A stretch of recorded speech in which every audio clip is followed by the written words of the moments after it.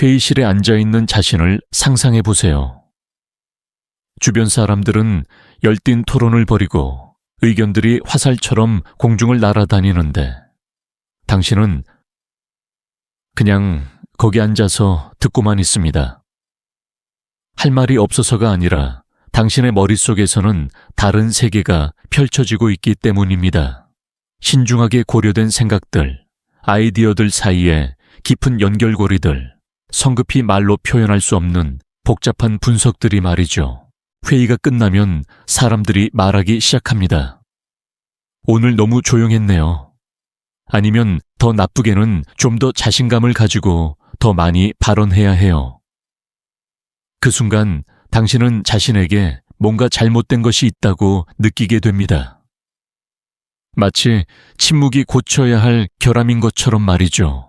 혹은 파티에서 모든 사람들이 웃고 떠들며 어울리는 것을 바라보며 자신이 보이지 않는 유리벽 밖에 서 있는 것 같은 느낌을 받아본 적이 있나요? 모든 사람들이 이 주제에서 저 주제로 뛰어다니는 대화에 편안해 보이는데 당신은 더 깊이 있고 더 실질적이고 더 의미 있는 무언가를 찾고 있는 것 같은 느낌 말이죠. 아니면 하루 종일 밖에서 지낸 후 집에 돌아왔을 때 힘든 일 때문이 아니라 하루 종일 사회적 모드를 켜놓아야 했기 때문에 지친 느낌을 받은 적이 있나요? 마침내 방문을 닫고 그냥 숨을 쉴 수 있을 때 침묵이 차가운 하루 후에 따뜻한 포옹처럼 당신을 감쌀 때 말이죠. 이런 경험들이 익숙하게 들린다면 당신은 혼자가 아닙니다. 그리고 더 중요한 것은 당신에게 문제가 있는 것이 아니라는 점입니다. 하지만 만약 제가 이것이 결함이 아니라고 말한다면 어떨까요?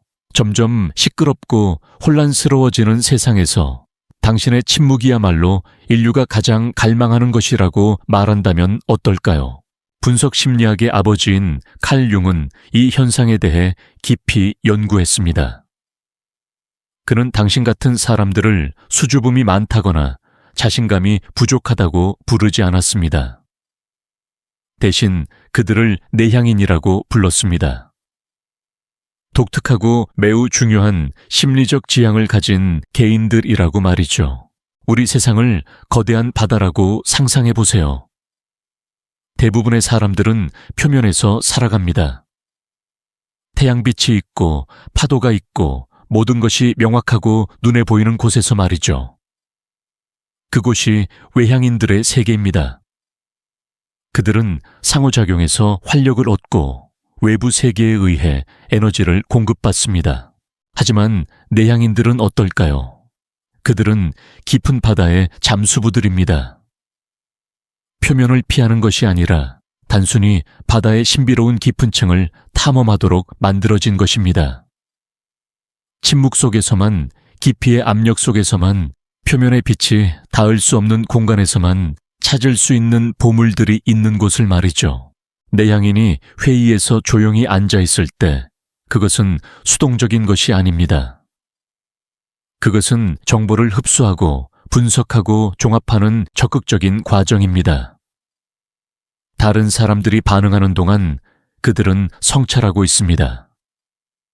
다른 사람들이 말하는 동안 그들은 마음속에서 깊은 연결고리들을 만들어내고 있습니다. 하지만 우리는 윤기 외향인의 세계라고 부른 사회에서 살고 있습니다. 큰 목소리와 빠른 반응 외적인 존재감을 보상하는 사회에서 말이죠. 강함이 시끄러움과 동의어가 되고 성공이 관심을 끄는 능력으로 측정되는 사회에서 말이죠. 이런 맥락에서 내향인들은 종종 자신의 나라에서 이방인처럼 느껴집니다. 그들은 가면을 쓰는 법을 배우고 외향인의 가짜 버전이 되려고 노력합니다.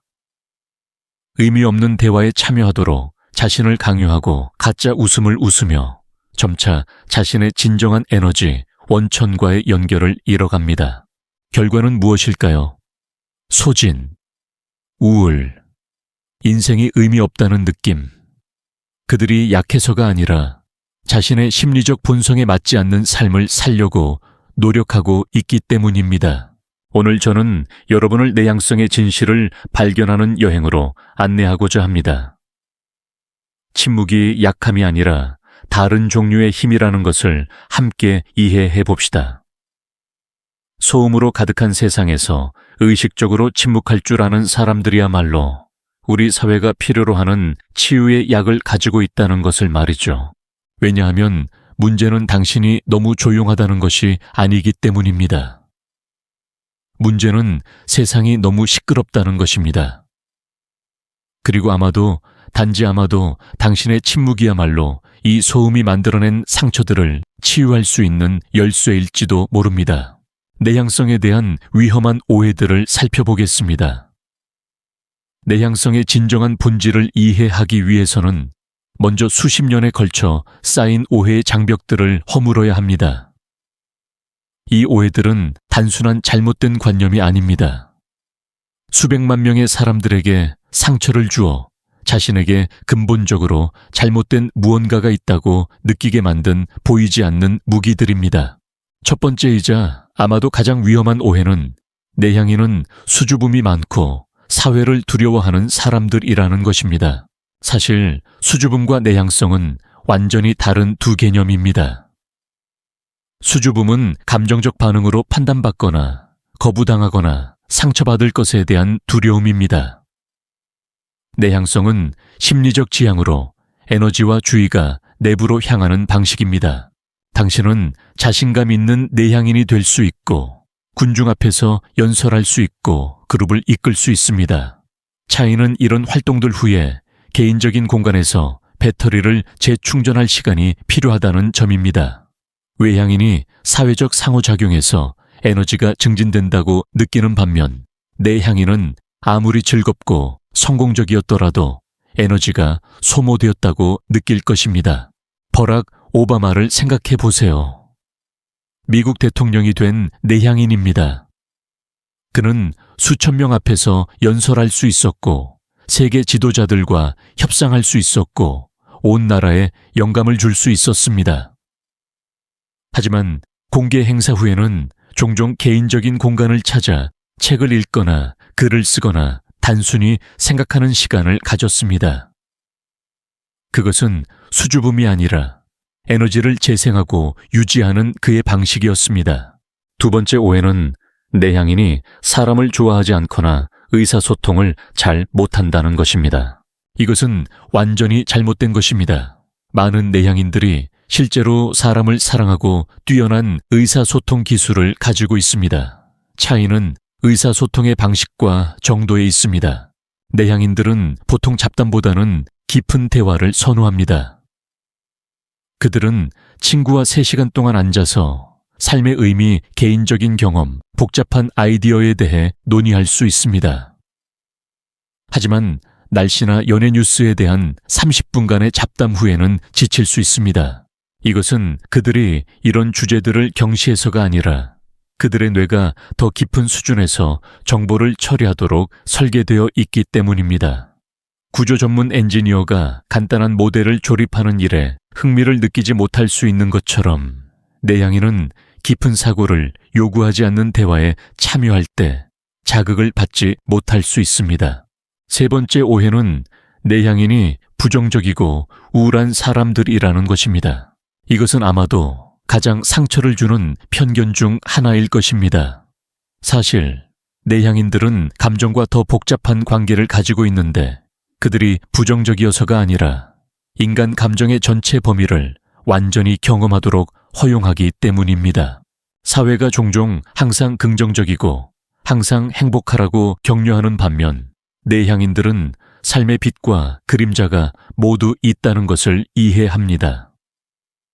그들은 어려운 감정을 두려워하지 않으며 대신 그것들을 듣고 이해해야 할 중요한 메시지로 봅니다. 이것은 비관주의가 아니라 현실주의입니다. 그리고 이 현실주의로부터 그들은 더 깊은 기쁨, 더 큰 의미, 그리고 삶과의 더 진정한 연결을 찾을 수 있습니다. 네 번째 오해는 내향인이 더 외향적이 되도록 고쳐져야 한다는 것입니다. 이것은 외향성이 정상이고 내향성이 비정상이라는 완전히 잘못된 가정에 기초하고 있기 때문에 아마도 가장 위험한 오해일 것입니다. 사실 둘 다 인간 심리에 자연스럽고 필요한 변형입니다. 사회는 빠르게 행동할 수 있는 사람들과 신중하게 생각하는 사람들이 모두 필요합니다.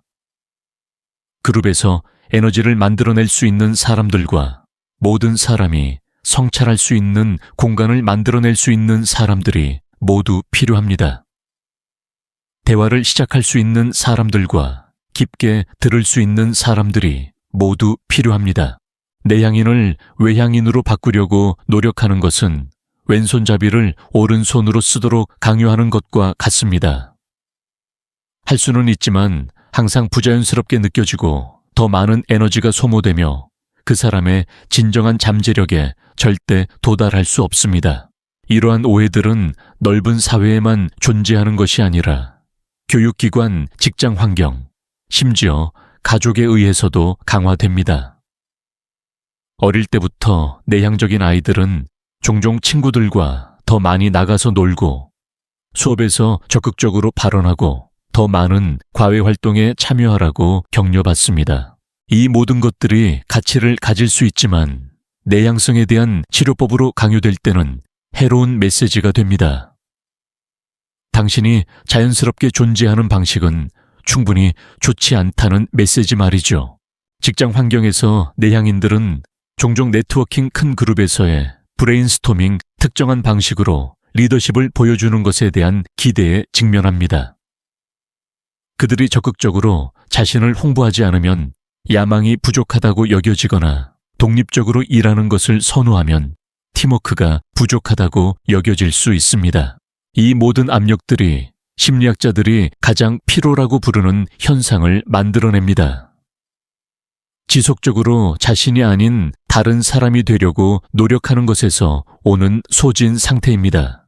당신이 참나무인데 주변의 모든 사람들이 당신에게 대나무가 되어야 한다고 계속 말한다고 상상해 보세요. 당신은 자신을 구부리려고 하고 잎을 더 작게 만들려고 하고 더 빠르게 자라려고 노력할 수 있습니다. 하지만 결국 당신은 자신의 핵심 본성과 싸우고 있기 때문에 지치게 될 것입니다. 비극적인 것은 많은 내향인들이 이것에 너무 많은 에너지를 소비한 나머지 참나무의 진정한 힘이 무엇인지 잊어버렸다는 것입니다. 견고한 뿌리의 깊이 폭풍을 견디는 능력, 그리고 회복력과 지속성의 특별한 아름다움 말이죠. 칼 융과 인간 심리학에 대한 이해의 혁명을 살펴보겠습니다. 1875년 스위스에서 태어난 칼 구스타프 융은 단순한 심리학자가 아니었습니다. 그는 인간의 영혼에 대한 우리의 이해를 바꾼 혁명가였습니다. 윤기 1921년 심리학적 유형에서 처음으로 내향성과 외향성의 개념을 소개했을 때 그는 개성 연구에서 완전히 새로운 분야를 열었습니다.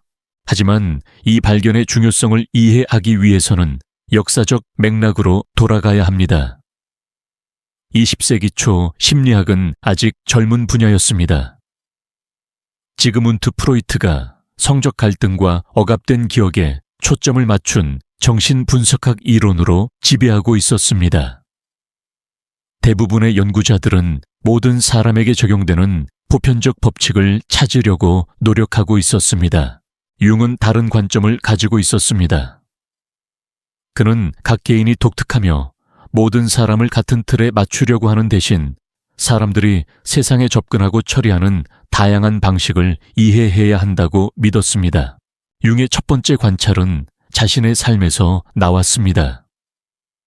그는 자신과 프로이트가 둘 다 뛰어난 심리학자임에도 불구하고 삶과 일에 대해 완전히 다른 접근 방식을 가지고 있다는 것을 깨달았습니다.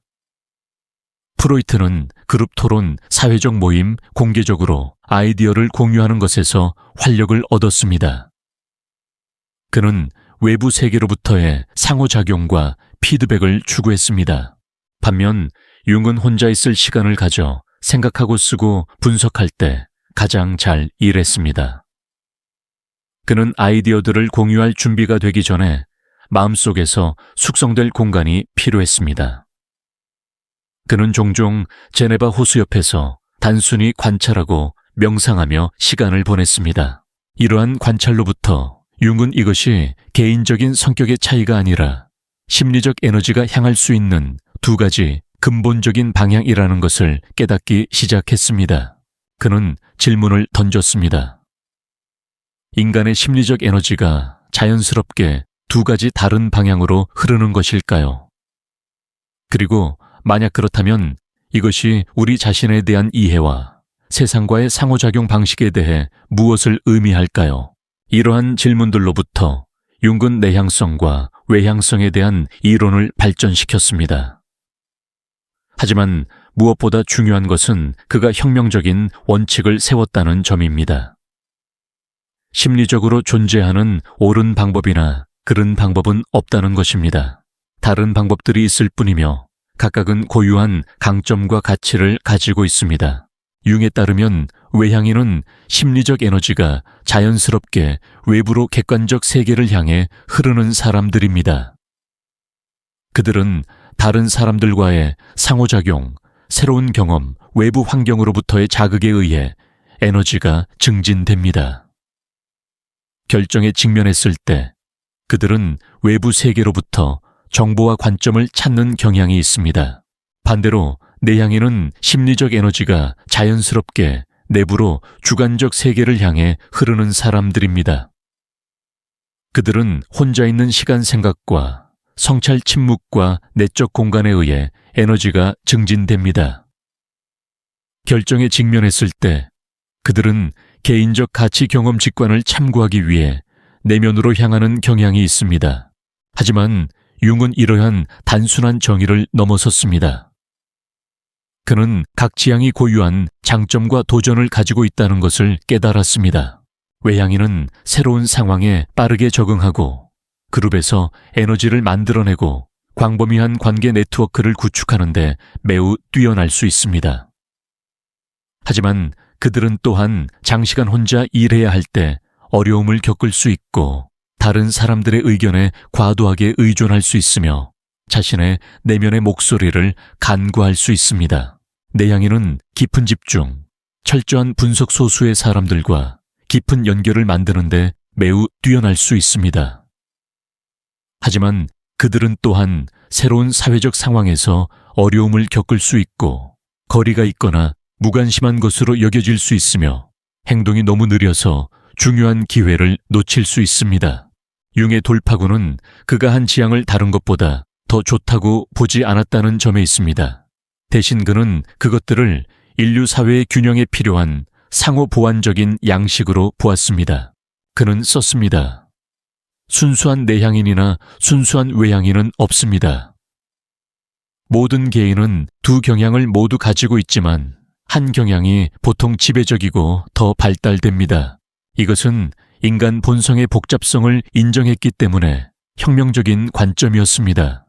융은 모든 사람이 두 방식 모두로 행동할 능력이 있지만 각자가 가장 편안하고 효과적으로 느끼는 자연스러운 지향이 있다는 것을 이해했습니다.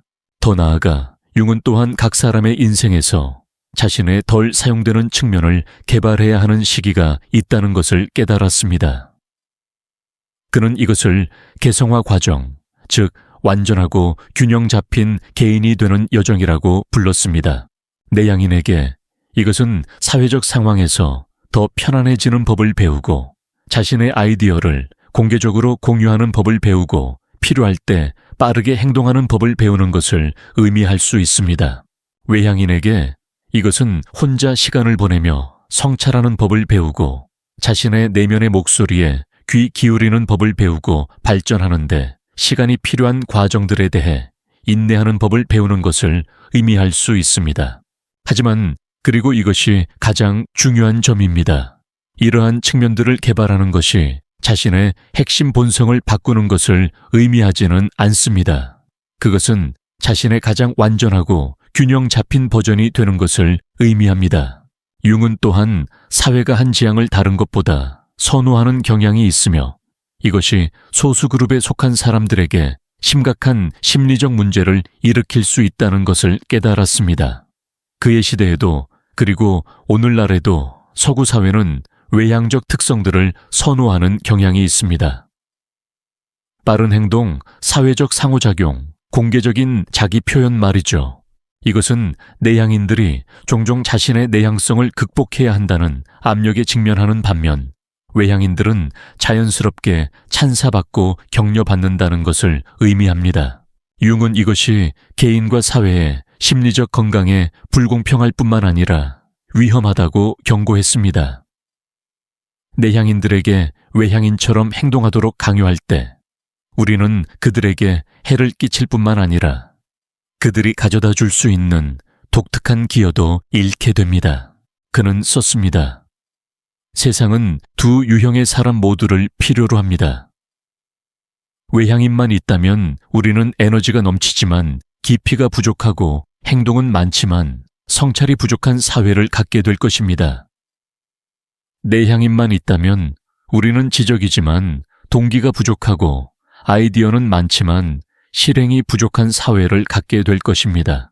융의 이러한 관점은 인간의 다양성에 대한 완전히 새로운 이해를 열었습니다. 모든 사람을 똑같이 만들려고 노력하는 대신 우리는 자연스러운 차이점들을 소중히 여기고 활용하는 법을 배울 수 있습니다. 하지만 아마도 융의 유산에서 가장 중요한 것은 그가 우리에게 자신을 이해하고 받아들일 수 있는 언어를 주었다는 점입니다. 융 이전에는 내향인이 자신에게 뭔가 잘못되었다고 느낄 수 있었지만 그 느낌을 이해하거나 설명할 방법이 없었습니다. 융 이후에는 그들이 말할 수 있게 되었습니다.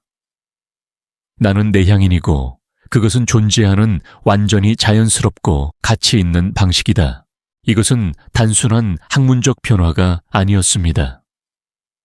이것은 우리가 자신을 이해하고 다른 사람들을 받아들이는 방식의 혁명이었습니다. 내향인의 내면 세계를 깊이 탐구해 보겠습니다. 내향인을 진정으로 이해하기 위해서는 그들의 내면 세계로 깊이 들어가야 합니다. 이는 외부 세계에만 익숙한 사람들에 의해 종종 비어있거나 지루하다고 오해받는 풍부하고 복잡한 공간입니다. 내향인의 마음을 고풍스럽고 광대한 도서관이라고 상상해 보세요. 넌 조명과 열린 공간을 가진 현대적인 도서관이 아니라 긴 복도와 높이 솟은 책장 따뜻한 램프 불빛으로 밝혀진 조용한 독서 구석을 가진 고전적인 도서관입니다. 이 도서관에서 각 책은 경험, 생각, 감정, 기억을 나타냅니다. 그리고 수동적인 보관소와 달리 이것은 살아있는 공간으로 아이디어들이 지속적으로 서로 상호작용하며 새로운 연결 깊은 통찰 예상치 못한 창작물을 만들어냅니다. 내향인이 조용할 때 그들은 아무것도 하지 않는 것이 아닙니다. 그들은 이 도서관을 거닐며 책들을 꺼내고 친숙한 구절들을 다시 읽고 겉보기에는 관련이 없어 보이는 아이디어들 사이에 연결을 발견합니다. 그들은 종합과 이해에 적극적이고 창조적인 과정에 참여하고 있습니다. 이 과정에는 시간이 필요합니다. 서두를 수 없습니다. 시를 빨리 읽거나 예술작품을 성급하게 감상할 수 없는 것처럼 내향인이 자연스러운 속도보다 빠르게 정보를 처리하도록 강요할 수는 없습니다. 이것은 내향인이 감정을 처리하는 방식을 이해할 때 특히 중요합니다. 외향인이 생각하며 말하는 경향이 있는 반면, 즉 감정과 생각이 나타날 때 즉시 공유하는 반면 내향인은 깊이 생각하는 경향이 있습니다. 복잡한 감정적 상황에 직면했을 때 내향인은 그것을 자신의 내면 도서관으로 가져갑니다. 그들은 그것을 연구 테이블에 놓고 여러 다른 각도에서 검토하고 이전 경험들로부터 참고 자료를 찾고 일어날 수 있는 결과들을 고려합니다. 이 과정은 몇 시간, 며칠, 심지어 몇 주가 걸릴 수 있습니다. 그리고 그 시간 동안 외부에서 보기에는 그들이 문제에 대해 아무것도 하지 않는 것처럼 보일 수 있습니다.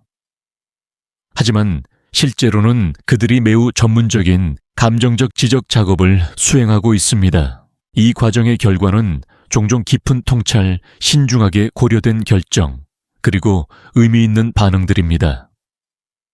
내향인이 마침내 어떤 문제에 대한 자신의 생각을 공유할 때 그것은 보통 완전히 익은 상태입니다. 검토되고 정제되고 그들의 더 큰 이해 체계에 통합된 상태 말이죠. 이것이 바로 많은 내향인들이 뛰어난 사상가, 예술가, 과학자, 지도자가 되는 이유입니다. 그들이 외향인보다 더 똑똑해서가 아니라 복잡하고 정교한 아이디어를 개발하는 데 필요한 시간을 들일 수 있는 능력이 있기 때문입니다. 하지만 내향인의 내면 세계는 정보 처리에만 관한 것이 아닙니다. 그것은 또한 그들이 에너지를 재생하고 평화를 찾는 곳이기도 합니다. 이것을 충전 과정이라고 생각해 보세요. 외향인은 외부 세계와 연결함으로써 배터리를 충전하는데 이는 콘센트에 꽂은 기기와 같습니다. 상호작용이 많을수록 에너지가 더 많아집니다. 내향인은 외부 세계와의 연결을 끊고 내면 세계와 연결함으로써 배터리를 충전하는데 이는 태양 전지를 사용하는 기기와 같습니다. 그들은 내적 원천으로부터 에너지를 수집하고 집중할 공간과 시간이 필요합니다. 이것이 그들이 사회적 상호작용을 싫어한다는 뜻은 아닙니다. 많은 내향인들이 실제로 다른 사람들과의 연결을 즐기고 소중히 여깁니다. 하지만 그들은 이러한 관계에 최선을 다하기 위해서는 내적 에너지 수준을 유지해야 한다는 것을 이해합니다.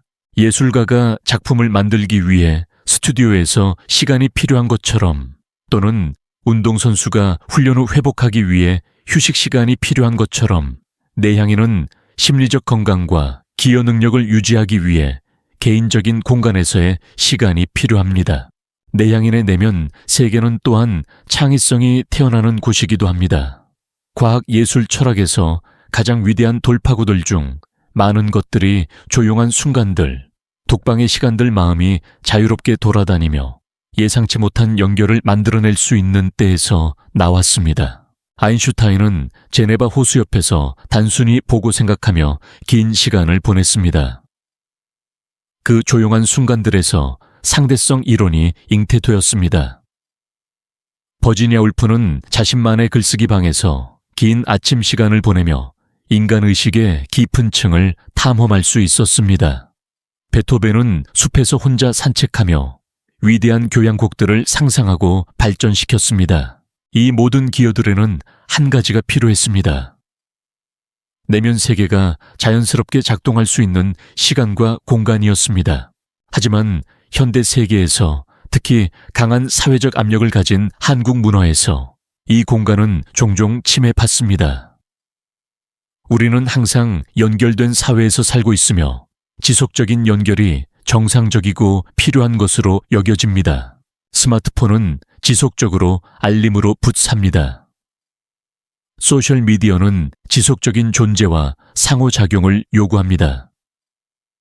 허슬 문화는 우리가 항상 무언가를 하고 항상 생산하고 항상 활동을 보여주도록 격려합니다.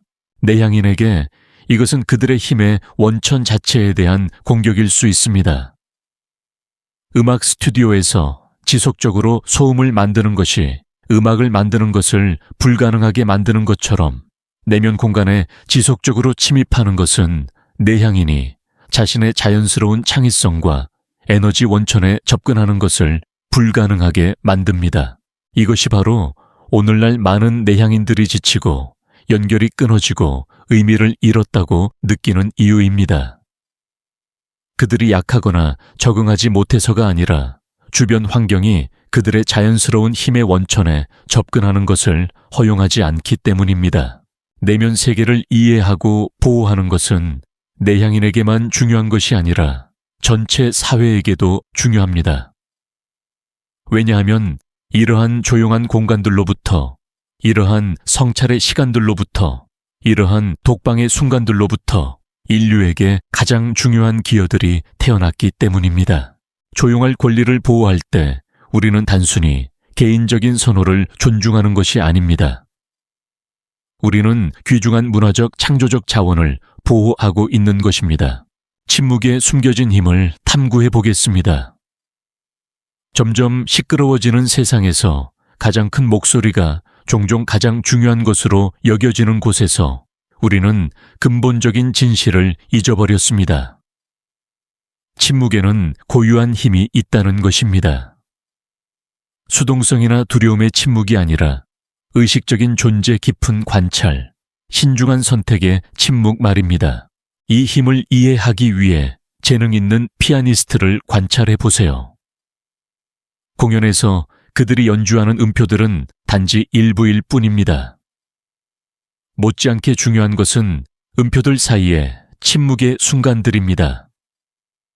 각 소리가 숨쉬고 완전히 느껴지고 이해될 수 있게 하는 잠시 멈춤들입니다. 이러한 침묵의 순간들이 없다면 가장 아름다운 곡조도 소음이 될 것입니다. 이 잠시 멈춤들은 음악의 부족이 아닙니다. 그들 자체가 음악의 일부입니다. 마찬가지로 삶과 인간 상호작용에서 내향인의 침묵은 말의 부족이 아닙니다. 그것은 다른 종류의 음악입니다. 존재 경청 의미 있는 성찰의 음악입니다. 침묵의 가장 큰 힘 중 하나는 공간을 만드는 능력입니다. 대화에서 내향인이 성급하게 의견을 제시하지 않고 앉아서 듣고 있을 때 그들은 다른 사람들이 공유하고 자신의 생각을 탐험하고 진정으로 들리는 느낌을 받을 수 있는 안전한 공간을 만들고 있습니다. 이것은 모든 사람들이 종종 뭔가 말해야 한다고, 모든 것에 대해 의견을 가져야 한다고, 즉시 대화에 기여해야 한다고 느끼는 압박을 받는 세상에서 특히 중요합니다. 이런 맥락에서 다른 사람들을 위한 공간을 만들 줄 아는 사람은 귀중한 선물이 됩니다. 진정으로 들린다고 느꼈던 때를 생각해 보세요. 상대방이 자신의 차례를 기다리며 듣는 것이 아니라 진정으로 현재에 있고 당신이 공유하는 것에 진정으로 관심을 갖는 그런 종류의 경청 말입니다. 그런 순간들에서 당신은 존중받고 이해받고 소중하게 여겨진다고 느끼지 않았나요? 그것이 바로 의식적 침묵의 힘입니다. 그것은 말로는 달성할 수 없는 종류의 친밀감을 만들어냅니다. 그것은 많은 설명을 거치지 않고도 깊은 연결을 가능하게 합니다. 침묵의 두 번째 힘은 관찰 능력입니다. 주변의 모든 사람들이 삶의 드라마에 참여하고 있는 동안, 말하고 반응하고 행동하는 동안 내향인은 종종 의식적인 관객의 역할을 합니다. 그들은 참가자들이 놓칠 수 있는 패턴들을 볼 수 있습니다. 회의에서 모든 사람들이 세부 사항에 대해 논쟁하고 있는 동안 내향인은 논쟁이 실제로는 제기된 문제가 아니라 숨겨진 권력 갈등에 관한 것임을 깨달을 수 있습니다.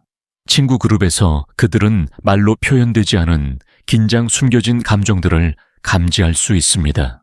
이러한 관찰 능력은 그들이 더 똑똑해서가 아니라 전체 그림을 볼 수 있게 하는 필요한 감정적 거리를 유지하고 있기 때문입니다. 사진작가가 정형을 찍기 위해 뒤로 물러나야 하는 것처럼 내향인은 자연스럽게 다른 사람들이 놓칠 수 있는 것들을 볼 수 있게 하는 거리를 유지합니다. 세 번째 힘은 깊은 집중 능력입니다. 산만함으로 가득한 세상에서 한 가지 일에 오랫동안 집중할 수 있는 능력은 슈퍼파워가 됩니다. 그리고 이것은 내향인의 자연스러운 강점 중 하나입니다. 그들은 지루함을 느끼지 않고 몇 시간 동안 책을 읽을 수 있습니다. 외부로부터의 지속적인 자극 없이도 복잡한 프로젝트에 작업할 수 있습니다. 표면을 스쳐 지나가는 대신 문제를 진정으로 깊이 이해하는데 시간을 들일 수 있습니다. 정보시대에 우리가 매일 수천 개의 메시지로 폭격당하는 시대에 깊은 집중 능력은 큰 경쟁 우위가 됩니다.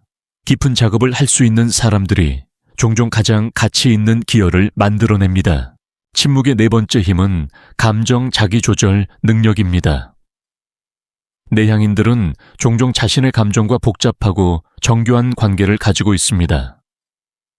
즉각적인 감정에 휩쓸리는 대신 그들은 감정과 함께 앉아 있고 그것을 관찰하고 이해한 다음 어떻게 반응할지 결정하는 능력이 있습니다.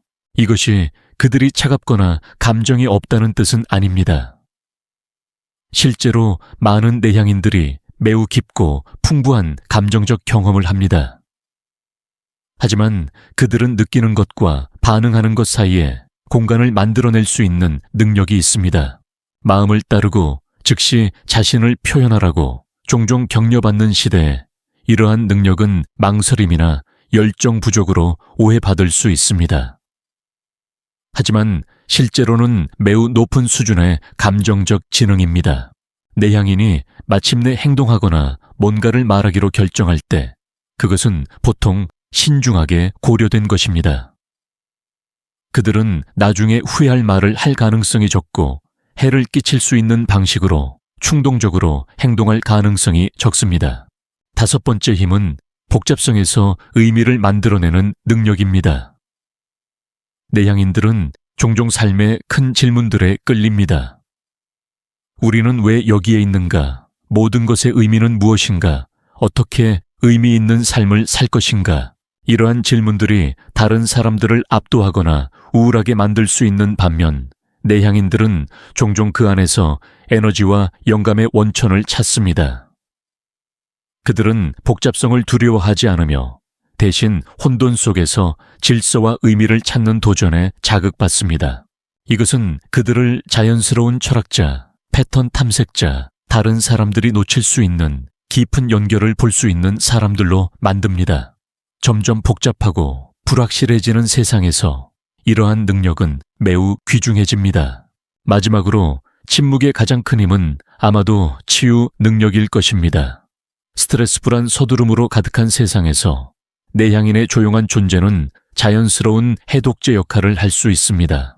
의미 있는 침묵을 알고 있는 사람 옆에 앉아 있을 때 당신은 심박수가 느려지는 것을 느낄 수 있습니다.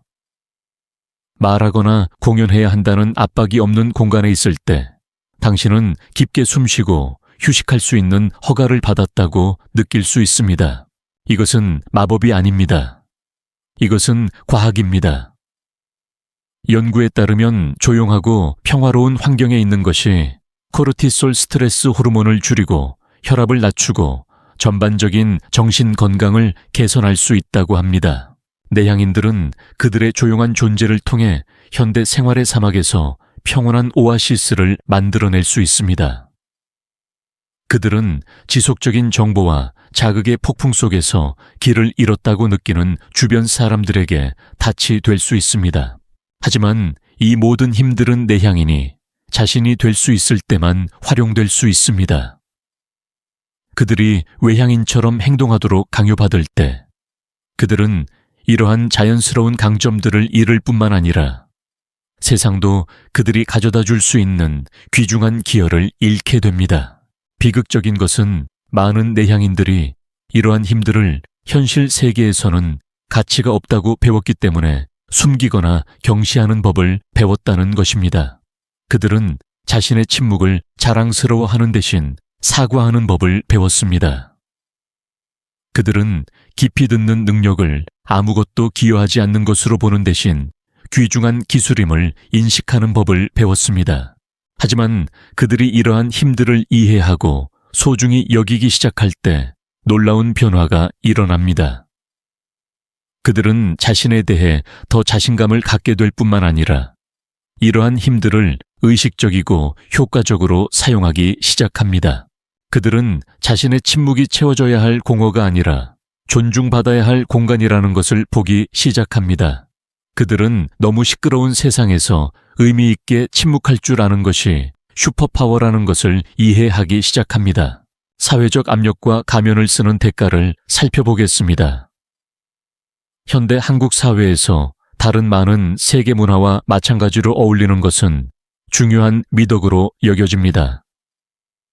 어릴 때부터 우리는 팀워크의 중요성 사회 활동에서 적극성을 보이는 것 분위기를 읽고 사람들이 기대하는 방식으로 행동하는 것에 대해 배웁니다. 외향적인 아이들에게 이러한 기대들은 자연스럽고 쉽게 느껴질 수 있습니다.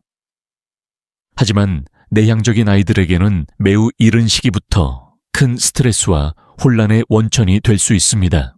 교실에서 내향적인 아이를 상상해 보세요. 선생님이 누구든지 자신의 의견을 나누고 싶으신가요? 라고 물을 때 이 아이는 매우 흥미로운 생각들을 많이 가지고 있을 수 있지만 그것들을 말로 정리하는데 시간이 필요합니다. 그 사이에 외향적인 아이들은 이미 즉시 손을 들고 머릿속에 있는 무엇이든 공유하고 싶어 합니다. 내향적인 아이는 주위를 둘러보며 생각합니다. 왜 나는 그들처럼 될 수 없을까? 왜 나는 항상 생각할 시간이 필요할까? 나는 다른 사람들보다 느린 건 아닐까? 그리고 이러한 관찰들로부터 위험한 내러티브가 머릿속에서 형성되기 시작합니다. 내게 뭔가 잘못된 것이 있다. 어울리기 위해서는 변해야 한다. 이것은 어른들의 반응에 의해 강화됩니다. 더 자신감을 가져야 해. 더 많이 참여해야 해. 더 크게 말해야 해. 이 모든 것들이 좋은 의도에서 나오지만 명확한 메시지를 보냅니다.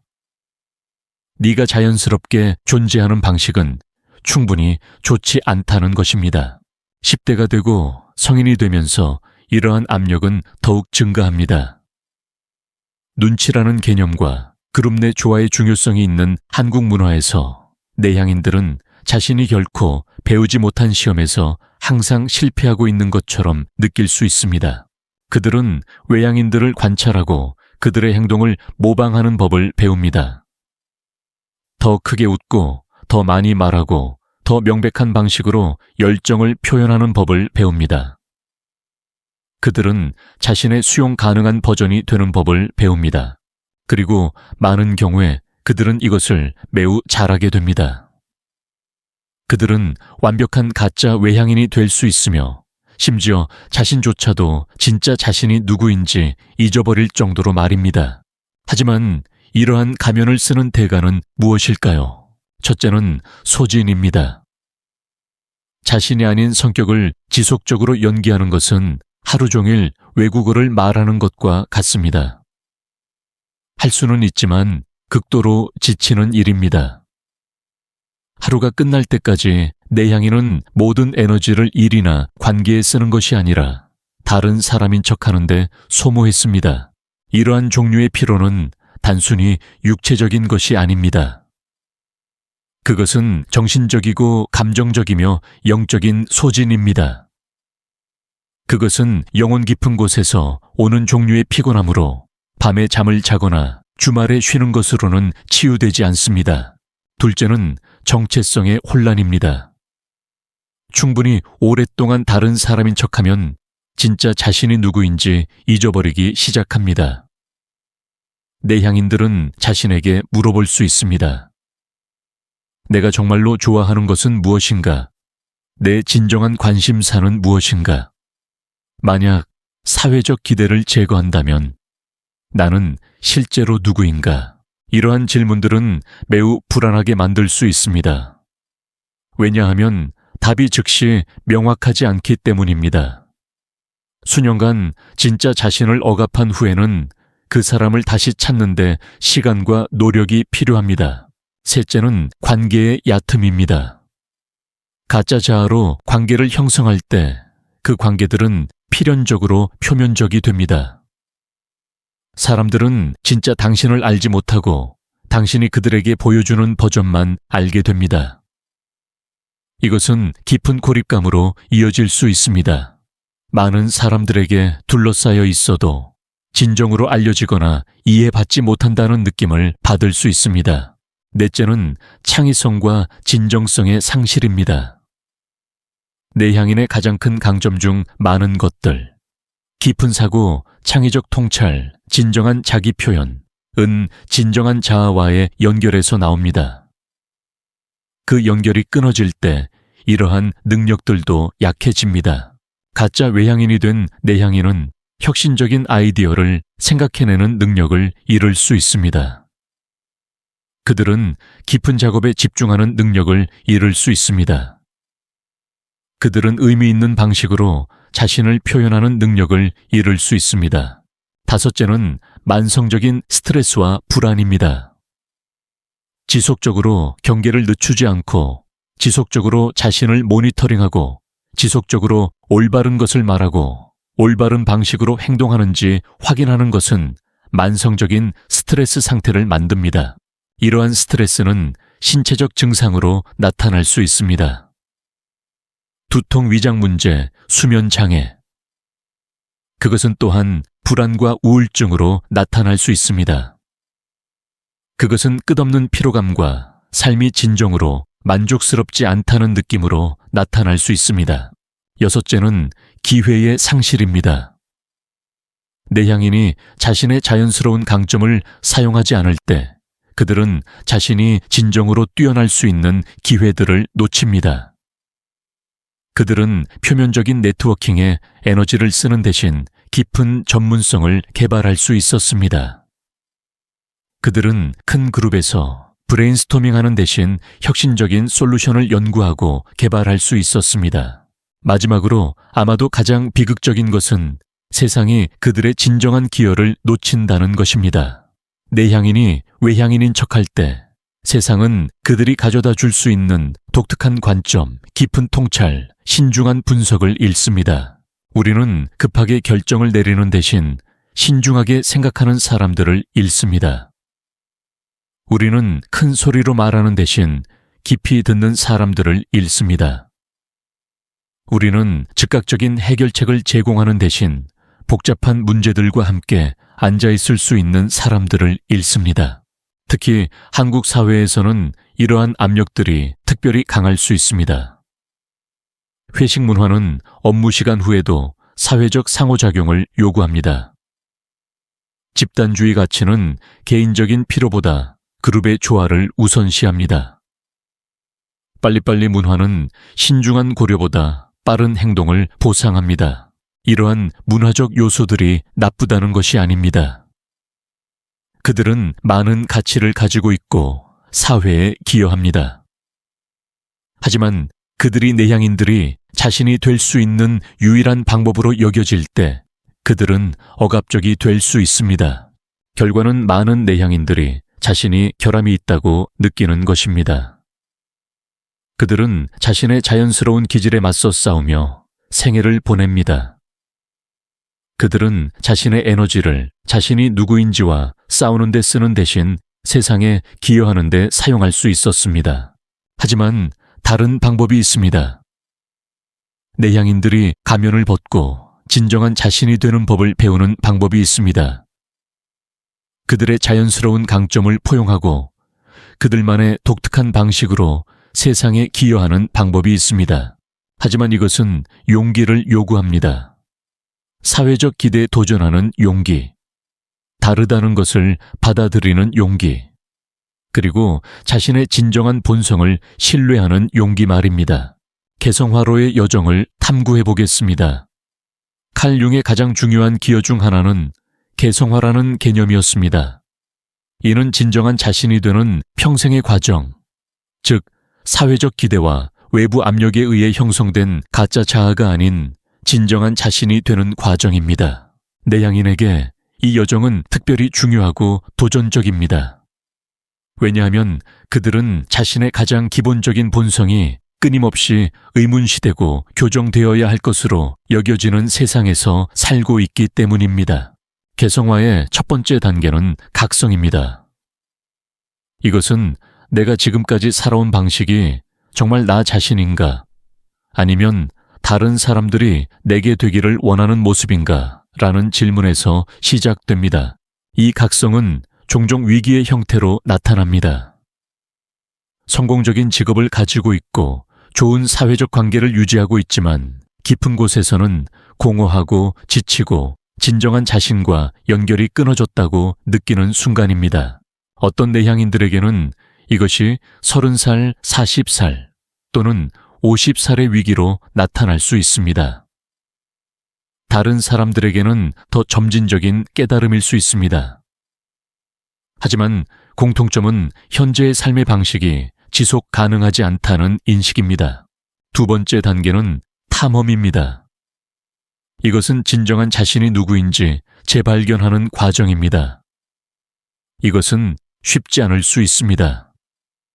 왜냐하면 수년간 다른 사람인 척한 후에는 진정한 선호 관심 가치를 식별하는 것이 어려울 수 있기 때문입니다. 이 단계에서는 실험이 핵심입니다. 다양한 활동을 시도해보고 어떤 것이 진정으로 에너지를 주고 어떤 것이 빼앗는지 주의를 기울입니다.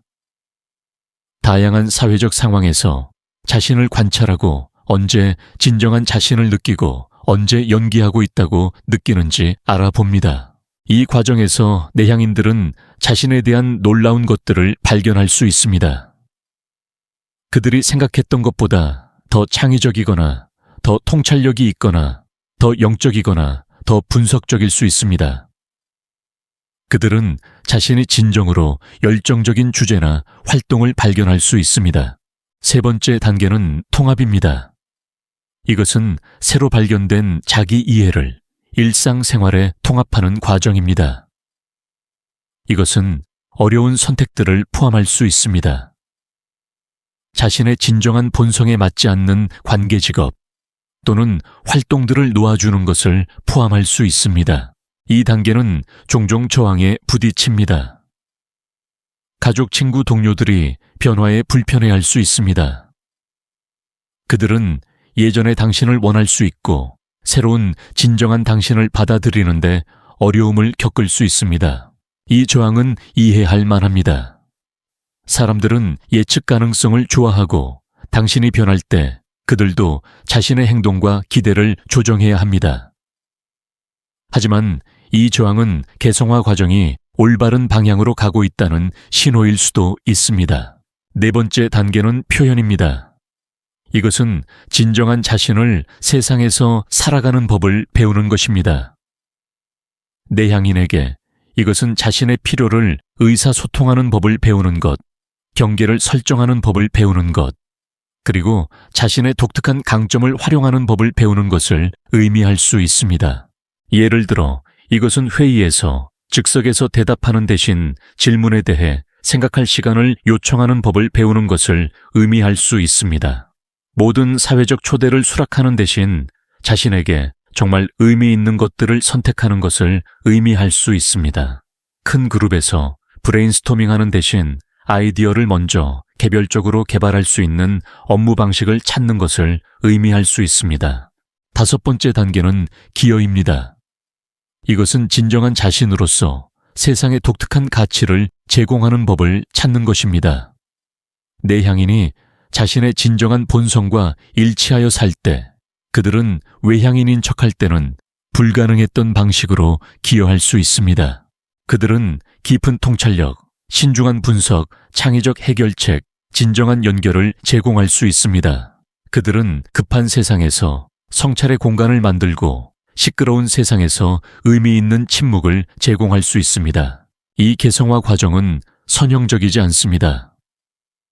사람들은 단계들 사이를 앞뒤로 이동할 수 있고 인생의 다른 시기에 다른 측면들을 재방문할 수 있습니다. 그리고 그것은 평생의 과정입니다.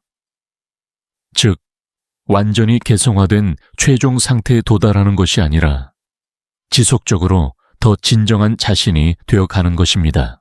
내향인에게 이 과정은 특별한 도전들을 포함합니다.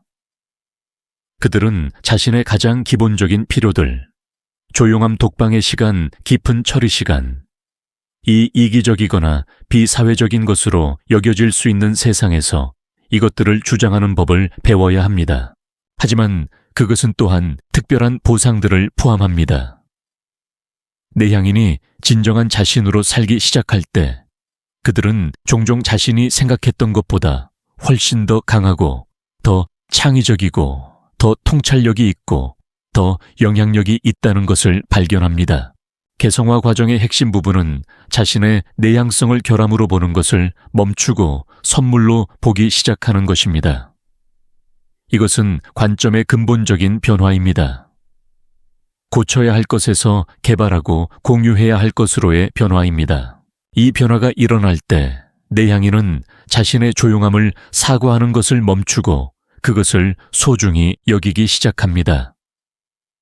그들은 혼자 있어야 하는 필요를 비정상적인 것으로 보는 것을 멈추고 건강한 자기 관리로 보기 시작합니다. 그들은 느리게 말하는 것을 우유부단함으로 보는 것을 멈추고 신중함으로 보기 시작합니다. 개성화는 또한 다른 사람들과의 관계가 어떻게 변하는지에 대한 것이기도 합니다. 진정한 내향인으로 살기 시작할 때 일부 관계들은 자연스럽게 사라질 수 있습니다. 이들은 가짜 자에 기초했던 관계들이고 진정한 자아는 지지하지 않습니다. 하지만 동시에 새롭고 더 깊은 관계들이 형성됩니다. 진정한 자신을 나타낼 때 비슷한 가치와 관심을 가진 사람들을 끌어들이게 됩니다. 표면적인 많은 연결 대신 의미 있는 적은 연결을 가지게 됩니다. 개성화는 또한 일과 경력에 대한 새로운 접근을 포함할 수 있습니다. 많은 내향인들이 자신의 진정한 본성을 받아들인 후 자신의 강점과 더 잘 맞는 역할 산업 또는 일하는 방식을 찾습니다. 이것은 항상 완전한 경력 변화를 의미하지는 않습니다. 때로는 현재 역할 내에서 더 진정성 있게 일하는 방법을 찾는 것일 수 있습니다. 더 많은 독립적인 프로젝트를 요청하거나 더 적은 회의와 더 많은 깊은 작업 시간을 협상하거나 자신의 독특한 관점과 통찰력을 기여할 수 있는 방법을 찾는 것일 수 있습니다. 개성화의 가장 아름다운 측면 중 하나는 그것이 개인을 넘어서는 효과를 가진다는 것입니다. 내향인이 진정한 자신으로 살기 시작할 때 그들은 다른 사람들에게도 같은 일을 할 수 있는 허가를 줍니다. 그들은 다양성이 가치 있다는 것을, 다른 방식으로 존재하는 것이 괜찮다는 것을 보여줍니다. 이것은 특히 자신의 내향성으로 어려움을 겪고 있는 젊은 사람들에게 강력할 수 있습니다.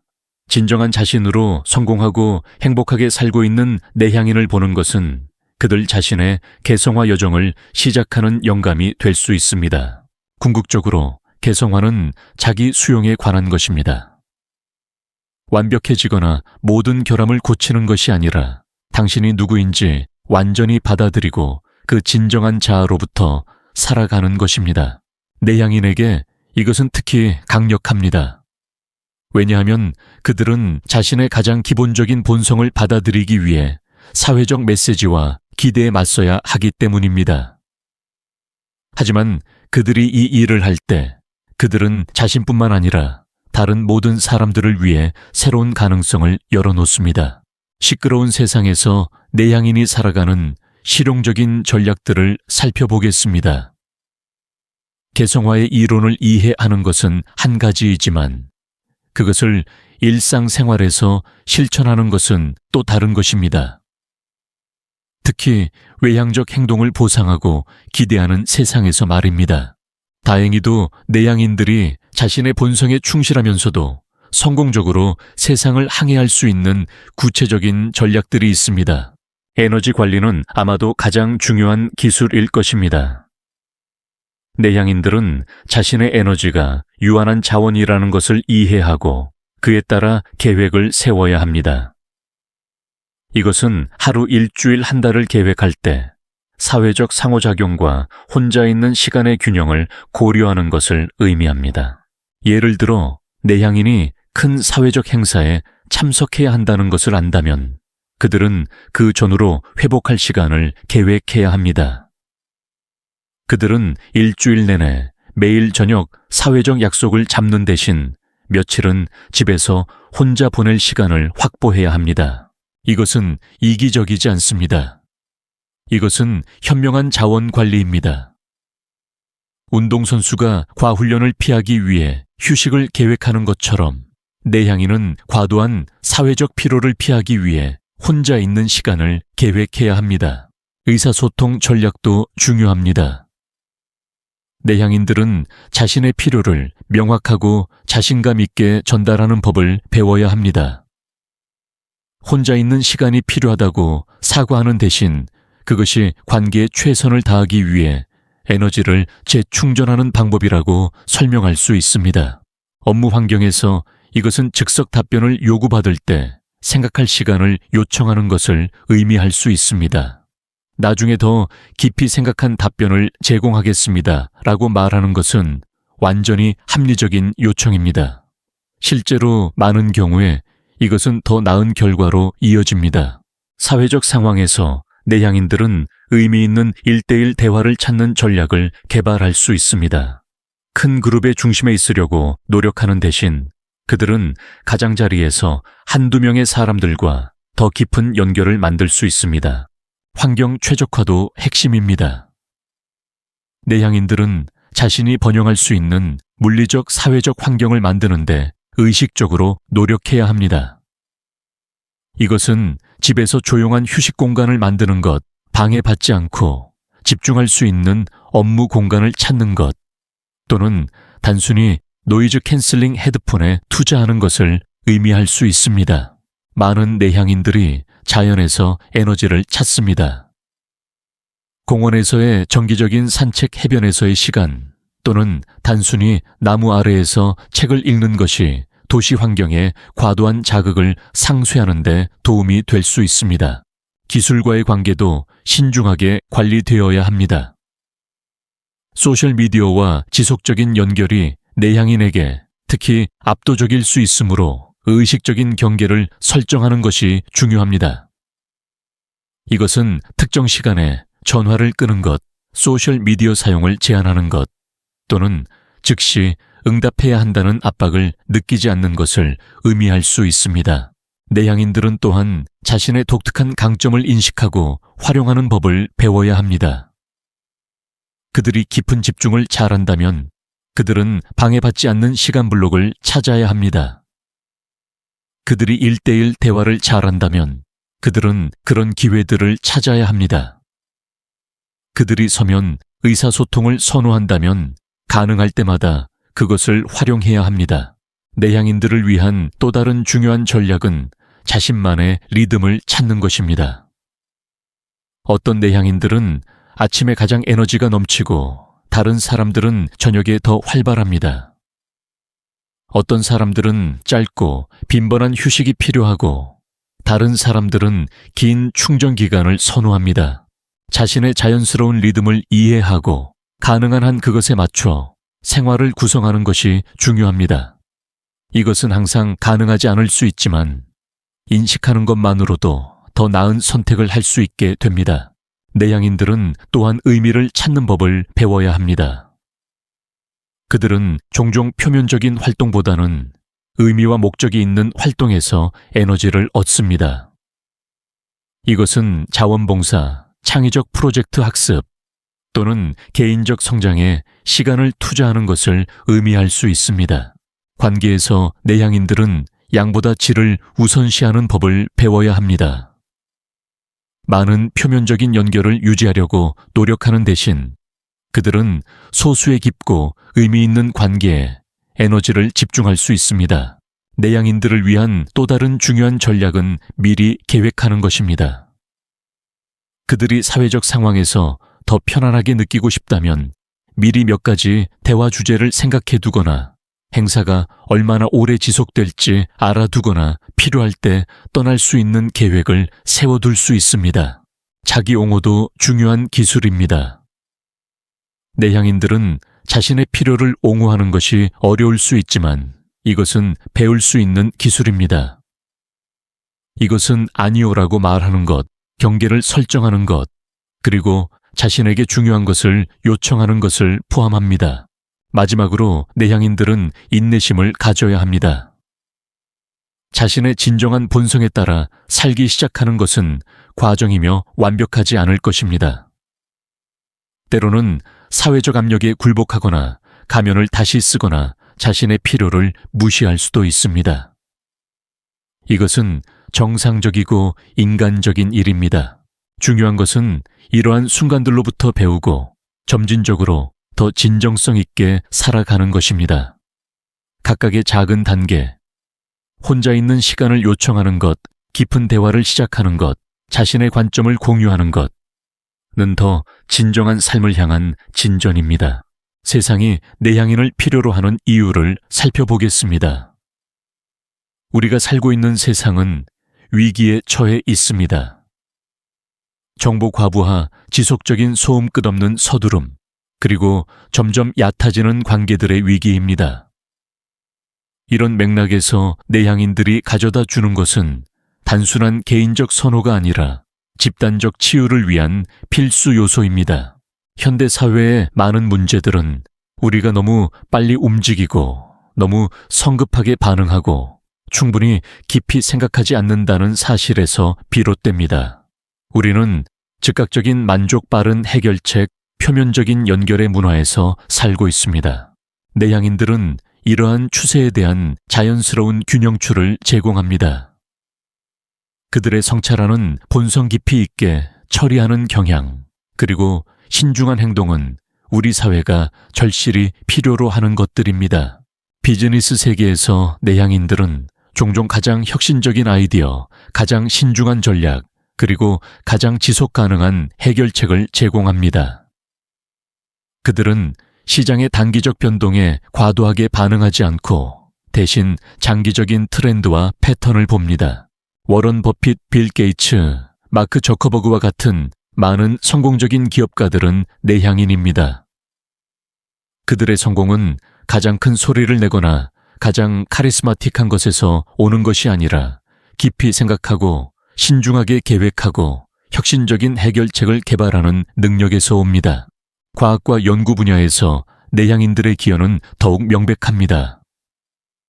과학적 발견의 대부분은 조용한 실험실에서 혼자서 데이터를 분석하고 오랜 시간 동안 복잡한 문제들을 고민하는 사람들로부터 나옵니다. 아인슈타인, 다윈, 뉴턴과 같은 역사상 가장 영향력 있는 과학자들 중 많은 사람들이 내향인이었습니다. 그들의 혁명적인 아이디어들은 조용한 성찰의 순간들에서 깊은 사고의 시간들에서 나왔습니다. 예술과 문학에서도 내향인들의 기여는 측정할 수 없을 정도로 큽니다. 인류의 가장 위대한 예술 작품들 중 많은 것들이 혼자 작업하는 시간을 필요로 하는 사람들, 자신의 내면 세계를 탐험할 시간이 필요한 사람들로부터 나왔습니다. 반 고흐, 에밀리 디킨슨, J.K. 롤링과 같은 예술가들은 모두 내향인들로 그들의 작품은 깊은 내적 성찰과 조용한 창작 시간으로부터 나왔습니다. 그들이 세상에 준 선물들은 시끄럽고 사회적인 환경에서는 불가능했을 것입니다. 하지만 내향인들의 가치는 유명한 개인들의 성취에만 국한되지 않습니다. 일상생활에서 내향인들은 우리 사회가 기능하는데 필수적인 역할들을 수행합니다. 그들은 종종 뛰어난 상담사, 치료사, 교사가 됩니다. 그들의 깊이 듣는 능력, 복잡한 감정을 이해하는 능력, 그리고 다른 사람들을 위한 안전한 공간을 만드는 능력은 치유와 성장에 필수적입니다. 의료 분야에서 내향적인 의사들은 종종 환자들과 더 깊은 연결을 만들고 더 정확한 진단을 내리고 더 신중한 치료 계획을 개발합니다. 그들은 서두르지 않고 진정으로 듣고 관찰합니다. 교육에서 내향적인 교사들은 종종 조용한 학생들에게 특별한 관심을 기울이고 다양한 학습 스타일을 인정하고 모든 학생들이 자신의 고유한 방식으로 기여할 수 있는 환경을 만듭니다. 기술 분야에서 내향인들은 종종 가장 복잡한 문제들을 해결하고 가장 우아한 코드를 작성하고 가장 사용자 친화적인 인터페이스를 설계합니다. 그들의 깊은 집중 능력과 디테일에 대한 주의는 이 분야에서 매우 가치 있습니다. 하지만 아마도 내향인들의 가장 중요한 기여는 그들이 제공하는 균형일 것입니다. 점점 더 빨라지고 더 시끄럽고 더 표면적이 되어가는 세상에서 내향인들은 속도를 늦추고 조용히 하고 더 깊이 들어가라는 중요한 알림을 제공합니다. 그들은 우리에게 모든 문제가 즉각적인 해결책을 필요로 하는 것은 아니라는 것을 상기시킵니다. 때로는 문제와 함께 앉아있고 그것을 완전히 이해하고 신중하게 고려된 반응을 개발하는 것이 더 낫습니다. 그들은 우리에게 모든 순간이 말이나 행동으로 채워질 필요가 없다는 것을 상기시킵니다. 때로는 침묵과 성찰의 순간들이 가장 가치 있습니다. 그들은 우리에게 양이 항상 질보다 나은 것은 아니라는 것을 상기시킵니다. 수백 명의 표면적인 연결보다 몇 개의 깊은 관계가 더 의미 있을 수 있습니다. 특히 디지털 시대의 내향인들의 역할은 더욱 중요해지고 있습니다. 우리가 지속적인 연결, 즉각적인 반응 끝없는 정보에 스트림에 압도당하는 시대에 내향인들은 의식적인 연결 해제, 신중한 반응, 그리고 깊은 집중의 가치를 보여줍니다. 그들은 기술을 도구로 사용하지만 그것에 의해 지배당하지 않는 법을 보여줍니다. 그들은 온라인 공간에서도 의미 있는 연결을 만들고 디지털 과부하를 관리하고 실제 세계와의 균형을 유지하는 법을 보여줍니다. 환경 위기의 맥락에서도 내향인들의 접근 방식이 중요합니다. 그들의 신중한 소비질에 대한 선호, 그리고 자연과의 연결은 지속 가능한 생활의 모델을 제공합니다. 많은 내향인들이 자연에서 에너지를 찾고 단순함을 선호하고 물질적 축적보다는 경험과 관계를 중시합니다. 이러한 가치들은 우리가 환경 문제에 대처하는 데 필요한 변화와 일치합니다. 정치적으로도 내향인들은 중요한 역할을 합니다. 극단화와 분열이 증가하는 시대에 내향인들의 신중한 접근 방식, 다양한 관점을 고려하는 능력, 그리고 성급한 판단을 피하는 경향은 매우 가치 있습니다. 그들은 종종 다리를 만드는 사람들, 중재자들, 그리고 다양한 관점들 사이에서 공통점을 찾는 사람들입니다. 그들의 깊이 듣는 능력과 복잡성을 다루는 편안함은 갈등 해결과 합의 구축에 필수적입니다. 궁극적으로 세상이 내향인을 필요로 하는 이유는 그들이 인간 경험의 전체 스펙트럼을 나타내기 때문입니다. 모든 사람이 외향인이라면 우리는 에너지와 행동은 많지만 성찰과 깊이는 부족한 세상을 갖게 될 것입니다.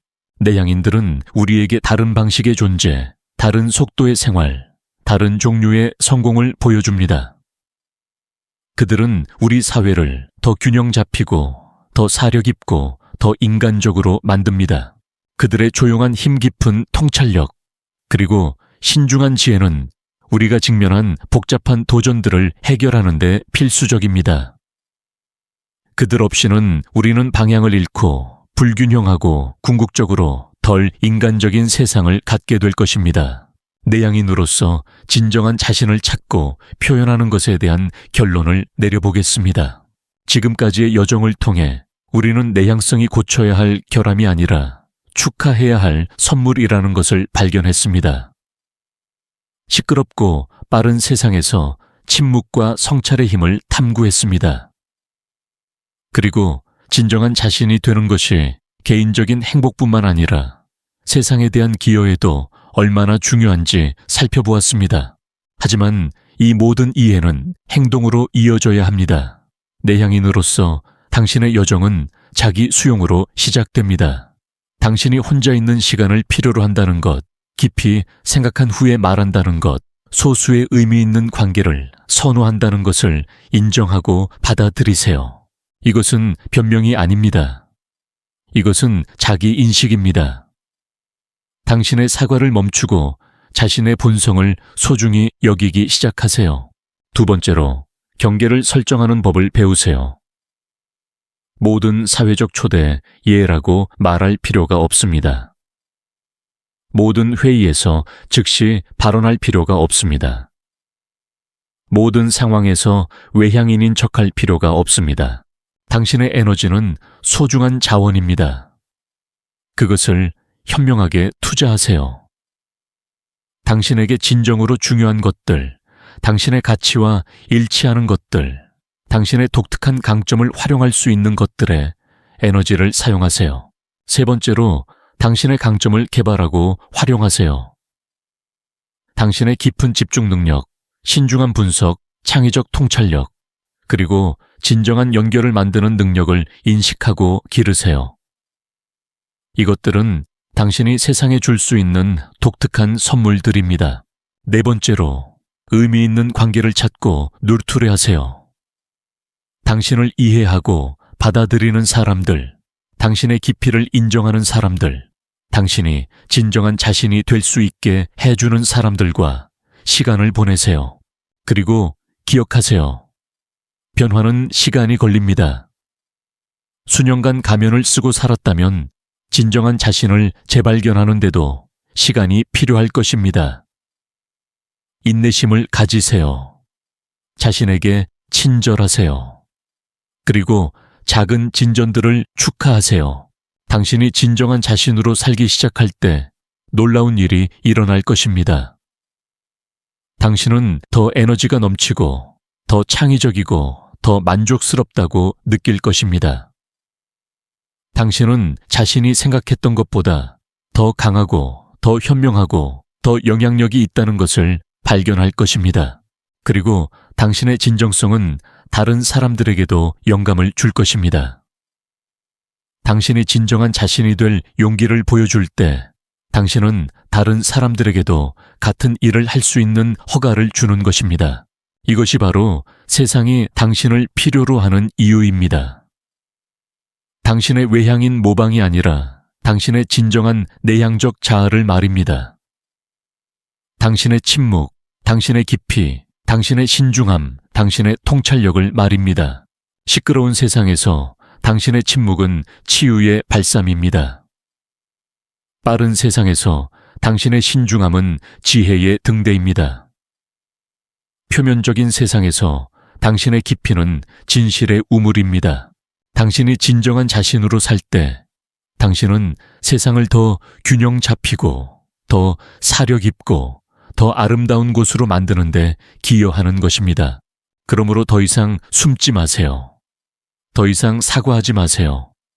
더 이상 다른 사람이 되려고 하지 마세요. 대신 당신의 진정한 자아를 포용하세요. 당신의 내향성을 축하하세요. 그리고 당신만이 줄 수 있는 독특한 선물들을 세상과 나누세요. 왜냐하면 마침내 모든 소음 속에서 당신의 침묵이야말로 세상이 가장 필요로 하는 음악일 수 있기 때문입니다. 모든 서두름 속에서 당신의 신중함이야말로 세상이 가장 필요로 하는 평화일 수 있기 때문입니다. 모든 표면성 속에서 당신의 깊이야말로 세상이 가장 필요로 하는 진실일 수 있기 때문입니다. 내향인으로서의 당신의 여정은 자기 발견의 여정이자 세상에 대한 기여의 여정입니다. 그 여정을 용기와 자신감을 가지고 걸어가세요. 세상은 당신을 기다리고 있습니다. 진정한 당신을 말입니다.